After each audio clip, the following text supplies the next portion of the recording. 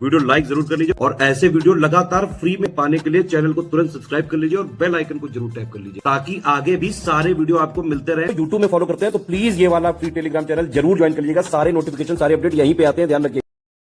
UPPSC के अपर prelims 2025 में current affair के कैसे कैसे क्या क्या प्रश्न आए थे। स्टडी फॉर सिविल सर्विस का परफॉर्मेंस हमेशा की तरह अनचेंज है। आप मैक्सिमम सवाल स्टडी फॉर सिविल सर्विस से कर सकते थे। हालांकि महसूस किया गया कि जहां पर 35-37 तक सवाल भी करंट अफेयर के आ जाते थे, इस बार करंट अफेयर की संख्या कम रही है। करंट अफेयर मेरे हिसाब से 25% तक कम पूछे गए हैं। 22 से 24-25 सवाल ही करंट अफेयर के देखने को मिल रहे हैं। अमूमन 32, 30, 28, 35 तक सवाल भी रहते थे।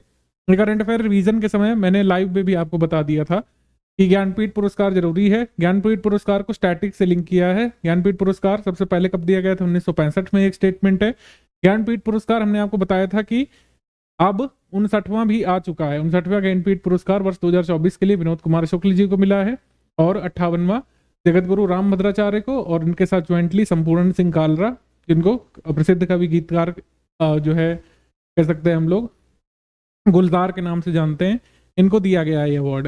तो ये हमने डिस्कस किया था। हमेशा की तरह स्टडी फॉर सिविल सर्विस से अवार्ड्स एंड ऑनर्स का क्वेश्चन हो, बुक्स एंड ऑथर का क्वेश्चन हो, वो सब आए हैं। बुक्स एंड ऑथर वैसे पूछा नहीं गया।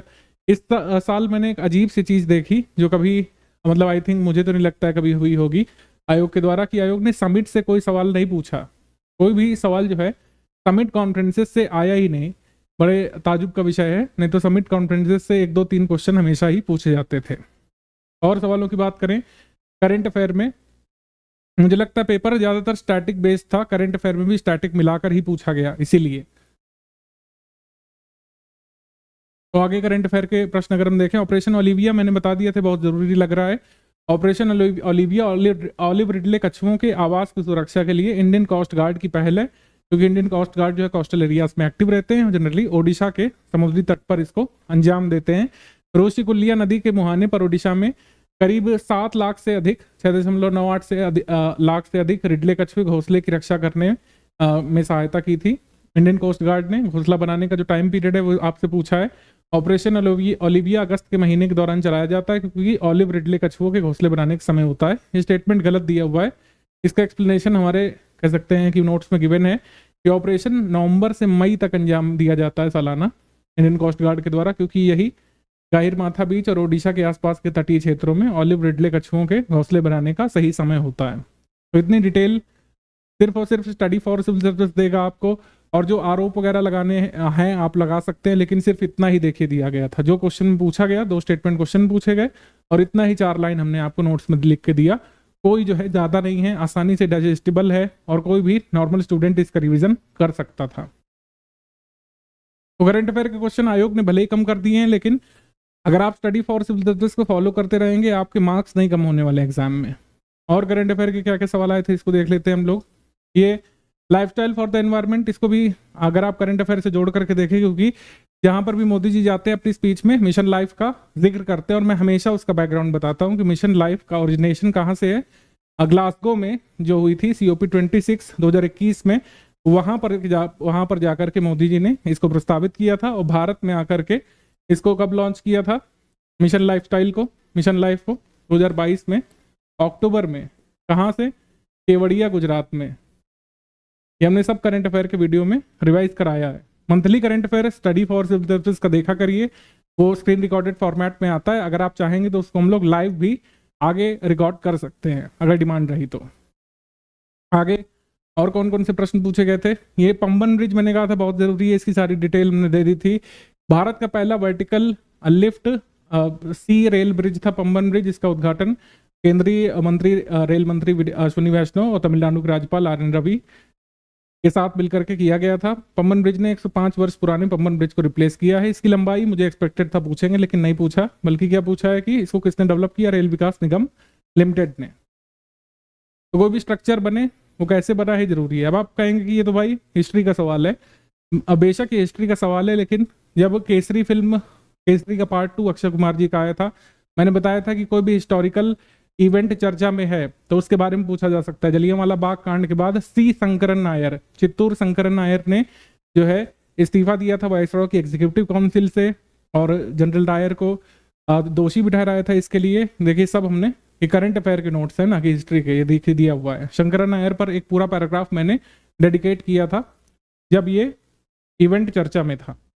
तो स्टडी फॉर सिविल सर्विस को अगर आप फॉलो करते तो आपको अलग अलग से फॉलो करने की जरूरत नहीं है। दिवस से 2 सवाल पूछे गए, ओजोन दिवस वगैरह पूछा गया, एनवायरमेंट डे पूछा गया, वाइल्ड लाइफ दिवस पूछा गया, वो ऊपर एक सवाल है और ये एक प्रश्न है। राष्ट्रीय मतदाता दिवस कब मनाया जाता है? जनवरी मंथ में जब स्वीप कार्यक्रम आयोजित होता है। संविधान दिवस ये कब मनाया जाता है? 26 नवंबर को। मानवाधिकार दिवस मनाया जाता है 10 दिसंबर को। ठीक है, आगे बढ़ेंगे हम लोग। मानव विकास, मैंने आपको कहा था ह्यूमन डेवलपमेंट इंडेक्स बहुत जरूरी है करंट अफेयर के लिए। मुझे उम्मीद थी कि ह्यूमन डेवलपमेंट रिपोर्ट 2025 की डिटेल आपसे पूछ सकते हैं, भारत का स्कोर वगैरह पूछ सकते हैं, भारत की रैंक वगैरह पूछ सकते हैं, लेकिन आपसे ये पूछा था यहाँ पे थोड़ा सा कह सकते हैं स्टैटिक वाला मामला। आगे हम लोग बढ़ेंगे। ये एनईपी वैसे तो 5 साल पहले का, लेकिन इसके बारे में बताता रहता हूँ। उल्लास नव भारत साक्षरता कार्यक्रम, कई सारे स्टेट्स ने 95% लिटरेसी के थ्रेशोल्ड को जब पार किया तो उन लोगों को नामित किया गया फुली लिटरेट स्टेट के रूप में। कौन कौन से फुली लिटरेट स्टेट घोषित हो चुके हैं? जैसे हिमाचल प्रदेश अभी रिसेंट पे हुआ है, लद्दाख सबसे पहले यूटी था, त्रिपुरा, ये सब हुए ना, आपको पता होना चाहिए। तो एनईपी से जुड़े कार्यक्रम कौन कौन से हैं? उल्लास है, दीक्षा है, भारत निर्माण नहीं है, वो साइंस एंड टेक पॉलिसी से संबंधित है। आगे हम लोग बढ़ेंगे। जो करंट अफेयर के प्रश्न पूछे गए, देखिए भारत पोल पोर्टल ये पूछा गया था। भारत पोल पोर्टल ये किसका है? सीबीआई का है। इंटरपोल से जुड़ने के लिए भारत पोल पोर्टल विकसित किया गया था गृह मंत्रालय की तरफ से, सीबीआई। आगे हम लोग बढ़ेंगे। इसमें करंट अफेयर के सवाल ढूंढते हैं इस पेपर में।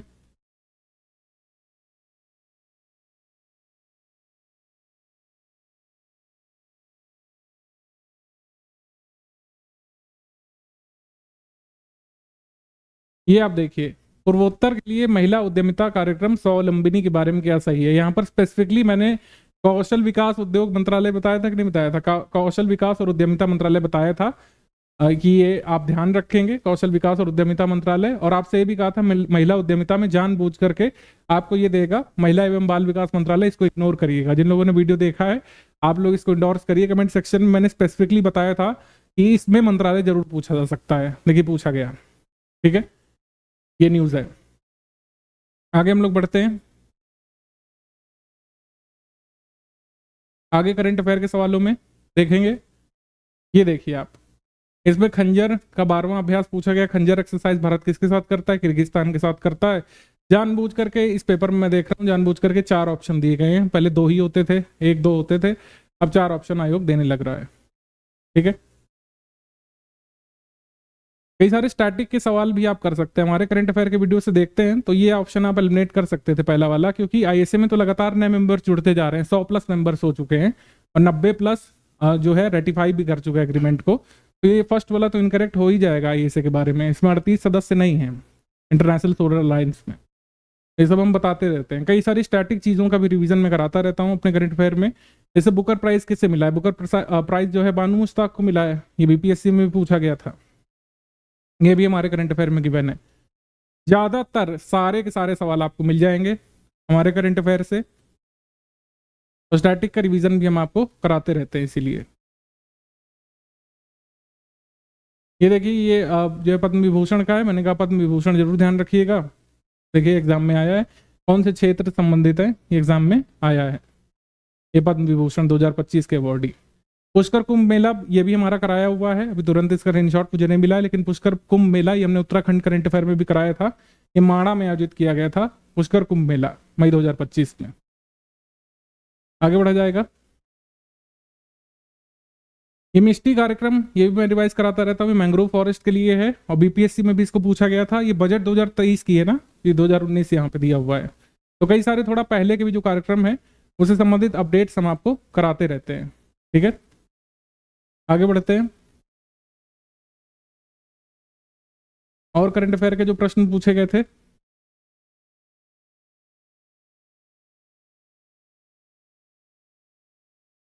स्टैटिक पर और जो बेसिक सब्जेक्ट है उन पे ज़्यादा फोकस था इस वाले पेपर में। ठीक है, ये देखिए पूछा गया था कौन से जर्नलिस्ट या नॉवलिस्ट को 2026 की जूरी में शामिल किया गया है। 5 मेंबर की जूरी में 2026 में इंटरनेशनल बुकर पुरस्कार में शामिल है नीलांजना एस रॉय। इसको हमने कराया हुआ है। आगे प्रश्न देखते हैं हम लोग।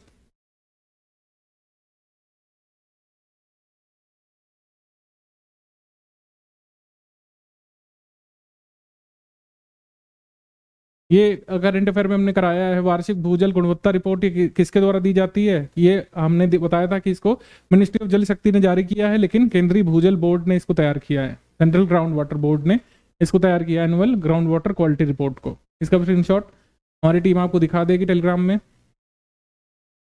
और करंट अफेयर के जो प्रश्न पूछे गए इनके बारे में देख लेते हैं हम लोग। ये देखिए करंट अफेयर का प्रश्न, international ozone day, world environment day, wild life day. Wild life day सही सुमिलित नहीं है, ये 22 मार्च को नहीं होता है।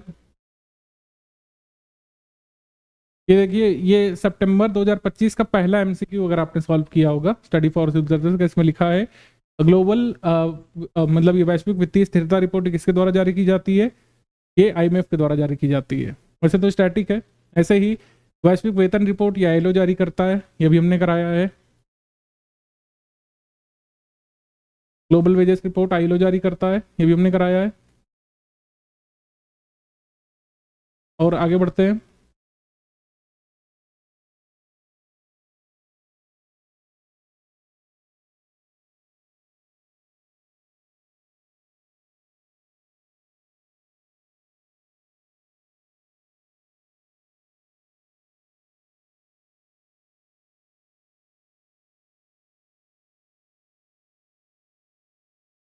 ऑपरेशन ब्रह्मा, अब आप इसे देखिए, स्टडी फॉर सिविल सर्विस के बारे में आप देखिए। ऑपरेशन ब्रह्मा के बारे में मैंने सिर्फ 2 ही लाइन बताई थी और आपको स्पष्ट रूप से इसमें बता दिया था इसमें यही पूछा जाएगा। ये जानबूझ करके देखिए ब्लू से हाईलाइट भी किया हमने, इसीलिए ऐसा किसी ने पढ़ाया है। ऑपरेशन ब्रह्मा पर कई सारे वीडियोस लोगों ने करे थे 30-30 मिनट के, लेकिन मुख्य बात मैंने कही थी कि आपसे एग्जाम में ये पूछेंगे कि ऑपरेशन जो है किसको सहायता देने के लिए अनाउंस किया गया था। विदेश मंत्री एस जयशंकर ने घोषित किया था कि म्यांमार को सहायता देने के लिए ऑपरेशन ब्रह्मा, और इसके तहत कौन कौन से जहाज गए थे उसको भी हमने हाईलाइट किया था। मुझे एक्सपेक्टेड था कि ये पूछा जा सकता है, हालांकि पूछा नहीं गया। INS सतपुड़ा और INS सावित्री गए थे जहाज। तो हाँ, स्टडी फॉर सिविल सर्विस उतना ही देता है जितना जरूरी है आपके एग्जाम के लिए, और वो बहुत सफिशियंट होता है, बहुत रेलिवेंट होता है। यहाँ पर आप देखें, ये उत्तर प्रदेश करंट अफेयर में हमने स्पष्ट रूप से कराया है कि आलू का अग्रणी उत्पादक होने के साथ साथ यहाँ पर अंतर्राष्ट्रीय आलू केंद्र यानी कि CIP या पेरू स्थित जो अंतर्राष्ट्रीय आलू केंद्र है उसका साउथ एशिया मतलब साउथ एशिया का रीजनल सेंटर कहाँ पे खुलना जा रहा है? यह खुलेगा सिंगड़ा नामक जगह पर, आगरा में।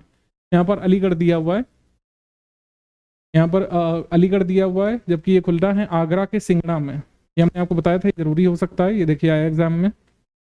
उत्तर प्रदेश करंट अफेयर भी स्टडी फॉर सिविल सर्विस इसी वजह से मंथ वाइज कवर कराता रहता है, आप इसको देखा करिए। और करंट अफेयर में प्रश्न जो पूछे गए हैं, जैसे ये अभी आदि कर्मी योगी, इसकी तो देखिए ज्ञान सर ने पिक ही दे दी थी। आदि कर्मी योगी 27 जून की न्यूज़ है और ये 27 जून को ही सर ने पिक डाल दी थी। इसी वजह से स्टडी फॉर सिविल सर्विस की फ्री पिक्स भी आप लोग देखा करिए जरूर। और भी कई सारे प्रश्न इसमें पूछे गए हैं, ऊपर हैं करंट अफेयर के सवाल, देख लेते हैं हम लोग। ये साहित्य अकादमी युवा पुरस्कार 23 भाषाओं में घोषित किए गए थे, डोगरी में अनाउंसमेंट नहीं हुआ। ये हमने पेड क्विज में कराया था, डोगरी में अनाउंसमेंट नहीं हुआ। ये आप देखिए कुछ पुराने मिशन कुछ नए मिशन पूछे हैं। चंद्रयान, आदित्य L1, इतना तो सभी को पता होगा, हालांकि आप इससे नहीं कर सकते थे। आपको ये वाला मिशन पता होना चाहिए था, इनसैट 3DS। ये हमने कब जारी किया था? 17 फरवरी 2024 को इसको भेजा था, सैटेलाइट को। आगे बस खत्म ही है, करंट अफेयर के सवाल इस बार कम पूछे गए हैं।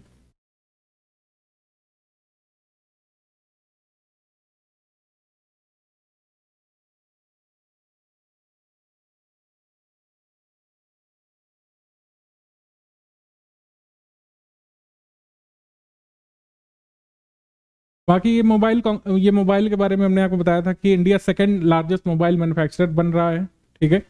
और मोबाइल का बाजार बन रहा है। इंटरनेट यूज़र 954 मिलियन ये पार कर चुके हैं लगभग। डिजिटल इंडिया के 10 वर्ष पूरे हुए थे तो ये आंकड़े दिए गए थे। भारत विश्व का दूसरा सबसे बड़ा ऑनलाइन गेमिंग मार्केट है। तो ये सब चीज़ें हमने कराई हैं और ये नोट्स में सफिशिएंटली गिवन है। करंट अफेयर के सवाल थोड़े से कम पूछे गए थे, तो जिन लोगों ने सिर्फ करंट अफेयर पर रिलाई किया उनका थोड़ा सा यहाँ पे हताशा उनको हुई होगी, लेकिन जितने भी पूछे गए मैक्सिमम सवाल आप हमेशा की तरह स्टडी फॉर सिविल सर्विस से कर सकते थे।